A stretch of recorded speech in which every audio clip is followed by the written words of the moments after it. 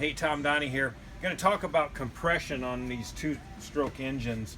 I get quite a few calls, people that have rebuilt motors, and they've got 80, 90 psi of pressure, compression pressure on a rebuilt engine, and that shouldn't be. You should have at least 100, 110 on a standard engine, and 100, say 120, 130 on a higher compression, your GT Monte Carlo engines. If you don't have that, I know a lot of guys say, oh, you got to seat the rings in, stuff like that. Trust me, with modern rings and modern technology, we haven't seated rings in since the 70s, so that doesn't cut it. I know there is a lot of old stuff out there floating around and people want to use it. I'm not sure why. I guess the same people run bias tires and don't update their computers and that sort of thing. If you've got updated parts, I think I would use them. You've only got 3 pistons in this engine and 4 main bearings. Why not make them quality? Why cheat on the most important part? I bought 2 cars actually that had bad motors that were rebuilt, low compression, wouldn't run. People discouraged, give up on the car. It's bad for the brand. It's just bad in general. But anyway, find someone that can rebuild your motor properly and get it done. This engine has 70.5 millimeter pistons in it. Here's kind of the specs on it.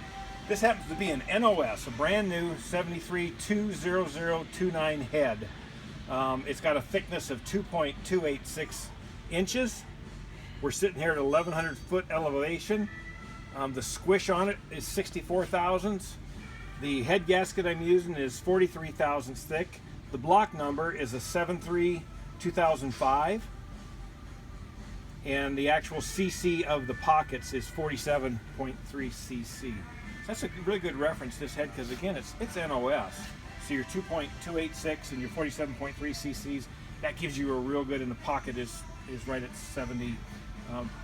The width of the pocket is just over 71, and the right at 35 thousandths in your squish band in there. It actually measured with pistons 64 thousandths squish. So I'm going to try not to lose a finger, so don't do this at home. It's a good way to lose fingers. Get a finger in a port, grab on the back where you stick through, you're going to come up 1 finger less. So we're going to run a compression test here. We'll do it on number 1. So I crank it until the engine, they ask throttle open, throttle close. Obviously throttle's wide open on this one. It wouldn't matter. Normally you do it wide open throttle. You can do it closed throttle. Just crank until you're out of pressure, until the pressure no longer rises. So if you want to watch the gauge there, we'll go ahead and crank this up.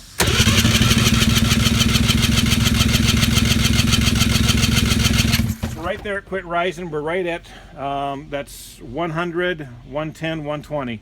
So this is a standard engine, 70.5 millimeters, stock head. It's not been cut down, stock gasket, as stock virgin as you can get. And we're running 120 psi. We'll go ahead and switch to another plug here. But you know, if you're getting 80 and 90 psi, you got a problem with your motor.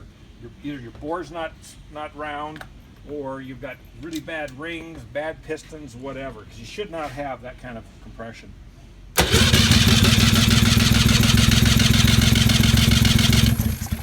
Another thing, be sure your battery's up when you test. That one's just a little over 120. So that gives you a real good idea of what your compression should be on these motors. I've got another one here I just did. And this one, the compression was 120, 121, and 129. I've still got oil in this because obviously I just assembled the motor, and it'll go down a little bit after you run it because you lose all that oil.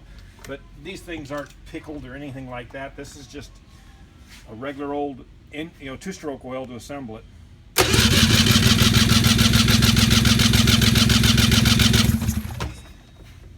And there we're looking at a little over 120 also. So we're real consistent here at around 121, 122 on all 3 cylinders. And that's what you should have on a rebuilt engine. Again, this is I've found that the Wiseco pistons with the modern rings and the modern design, they do out compression the old style Saab original pistons. So that alone is a reason to use them. If you put them on a dyno, I'm just in the process of getting an engine dyno to go with our chassis dyno. And I think you'll find that the Wiseco pistons will actually outperform the standard or the GT Monte Carlo factory pistons by virtue of more compression. Because you're using a modern ring that's designed with modern technology versus something that really was designed in the 50s. The life of everything with the coatings you put on it and so forth and all the different things they have in there, it's a premier piston. And now we've got our rod kits coming in where we're doing new rods.